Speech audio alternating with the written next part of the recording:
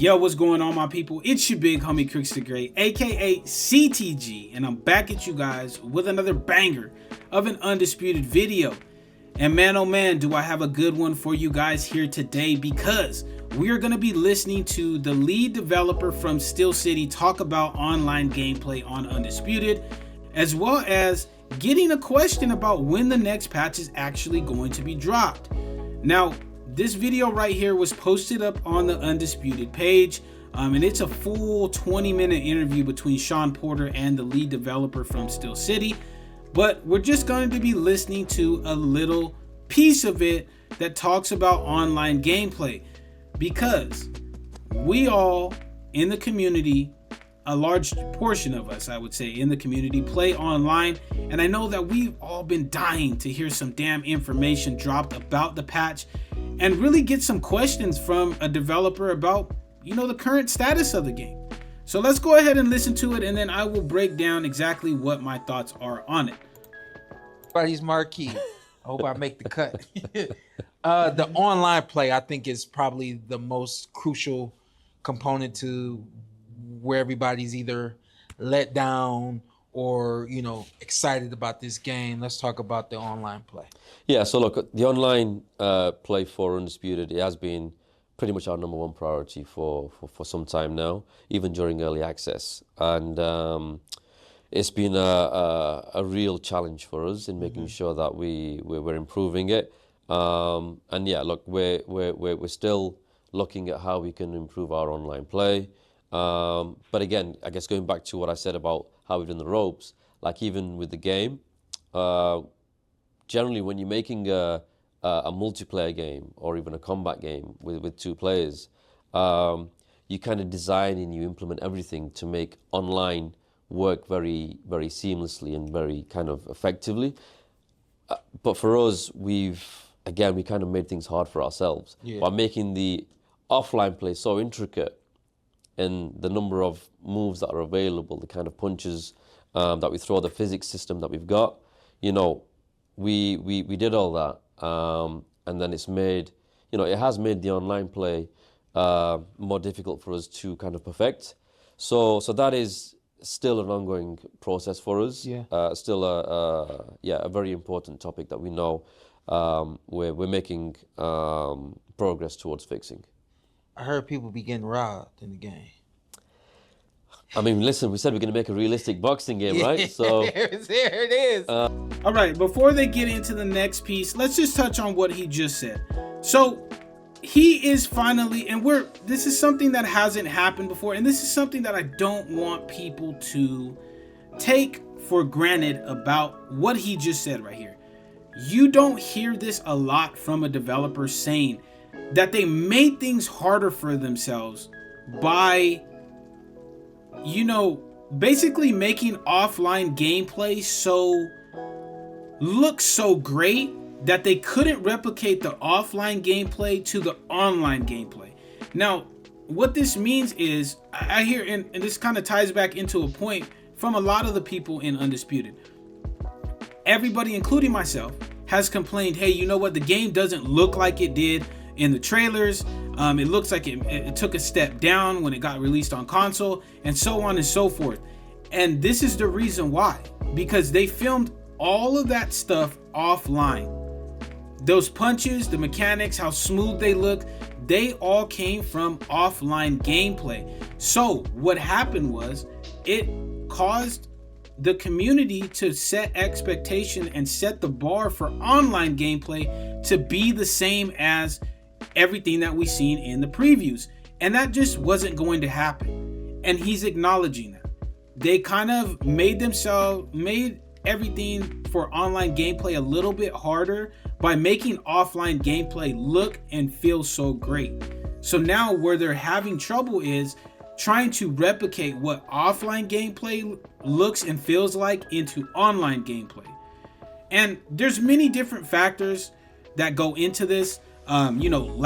Latency, high pings, peer-to-peer connection, those are, and desync. Also, those four things are really, really big issues that are raised when you compare online gameplay to offline gameplay. And that's where, without him coming out and blatantly saying it, that's where they're finding a lot of the issues, is because those 4 things are really, really crucial to the online gameplay experience. And it's not something that I feel like a smaller company, like he said, Steel City is, that they've ever really had to deal with. Because number one, this is their first game. And number two, it's hard to judge that without actually having a game released. So he's openly admitting Undisputed Online is not what it should be. It's not where he wants it to be at. And it's not really where the community wants it to be at either. And this is a really big step, my people, because for a developer to admit that it's not where they want it to be at is a really, really open and transparent thing to do. And it's not easy because, some of these game developers, they take a lot of pride in what they do, which can create a lot of sensitivity in terms of them admitting when they're wrong or admitting that something isn't where they want it to be at. So when a lead developer comes out and says, hey, you know what? We're still trying to fix it. It's not, we see the problem and we're trying to fix it. It really goes a long way with me. It makes me respect, hey, you know what? He's acknowledging that it's not where they want it to be at. He's acknowledging the issue that has been raised from offline gameplay to online gameplay. And he's trying to say that they're attempting to fix it. So this next piece right here, you heard Sean Porter talk about people getting robbed by the judges, right? So let's go ahead and listen to it. When I read it, I was like, in the game. Let's go back. We'll go back for just a second. Progress towards fixing. I heard people be getting robbed in the game. I mean, listen, we said we're going to make a realistic boxing game, right? So there it is. When I read it, I was like, you just get robbed. That's all. It happens, But no, joking aside, things like how scorecards are being calculated. Even that in itself, like we've tried a few different ways of doing that, right? Where like a jab is going to get you like maybe a point, or maybe a hook's going to get you a couple of points, a power shot's going to get you 3 points, and then in the background, the judges kind of crunch all these numbers, and then they give you a score at the end of the round. Mm-hmm. And then there's also things like dodging a punch gets you a point, blocking successfully. Mm-hmm. So putting all these things into account, we thought it makes sense, but then like in boxing, that doesn't always translate into what you're actually seeing. Right. Where we've put a change in and we're thinking, how's the judge scored that round? Mm-hmm. So yeah, I think the judges in Undisputed, obviously it's all AI driven, right? So for us, it's just about finding that right balance that people feel like they haven't been robbed, or the 50-50s can kind of go either way. Yeah. That's the sweet spot we want to hit. Damn. Y'all got a job on your hands. I think I got a couple more for you and we can get out of here. All right. So right there is something that's another really big controversial thing, because if you played Undisputed at all, sometimes you do get robbed by the judges. I'm not going to front. I mean, that's very realistic. So boxers, there are quite a bit of boxers that do get robbed in certain boxing fights. But it kind of gave you a little bit of insight into something that I feel like is a big unknown amongst the community, which is how the hell do these judges score the fights, man? Because I mean, you guys have had this every single fight in the 4th and 7th round. They show you the CompuBox scorecard. And that's really how a lot of us base our adjustments around it, right? So we base our adjustments, whether we're losing or we're winning the fight, can tell you whether you can coast, whether you have to push the pace a little bit more, and so on and so forth. But right there where he broke down, hey, blocking, if you land a strike, if you land a jab, it gives you 1 point. If you block effectively, it gives you 1 point. He's starting to kind of give you a little bit of the complexity that goes into the judges' scorecards. And it's great that he acknowledged that they're trying to make it more balanced, because the scorecards in this game can be downright atrocious, man. And it can leave you wondering, I thought I dominated the hell out of this fight, but apparently I didn't. So now you could kind of base your kind of base your gameplay around, you know, knowing like, hey, this lands this many points, this is gonna win me, this is what I can do throughout a round to actually win. And I know it can be, you know, a lot of people tend to look at the game in a very simplified manner, where it's like, oh, you know, you hit and get hit, but it's not that simple. It really isn't. Because, you know, if somebody's hitting you on the block, you know, you got your block health and all this different stuff, you can start to get bleed through and stuff like that. There's a very complex thing that goes into the judges' scorecards. So it's nice to see him actually give a little bit of insight into what goes into that, as well as admitting that, you know, they're trying to make it more balanced instead of it being broken the way that it is right now.